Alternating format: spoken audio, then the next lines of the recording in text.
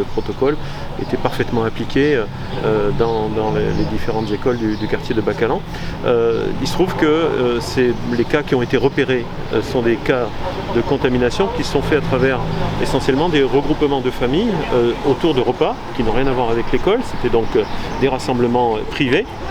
Qui fait que plusieurs enfants se sont retrouvés rassemblés et donc comme ces enfants étaient de la même école, ça fait un début de cluster à l'école avec au total à ce jour une dizaine d'enfants touchés. Voilà. Et ça a démarré avant le week-end du 8 mai, donc on est déjà sur près de 15 jours d'isolement. Ces enfants ont été tout de suite isolés, des classes ont été fermées tout de suite et le week-end dernier, la préfecture, en lien avec la DSDEN et l'ARS, ont décidé de fermer l'école jusqu'au 26. Et pour vous dire que la chose est maîtrisée du point de vue de l'école, c'est que hier, la préfecture a modifié l'arrêté de fermeture jusqu'au 26 inclus pour permettre la réouverture de l'école le mardi 25.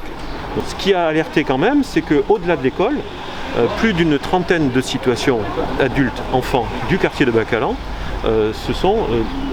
ont été repérées comme contaminées par le virus. Donc c'est-à-dire qu'aujourd'hui, 40 personnes sont effectivement détectées Covid-19. Entre 30 et 40.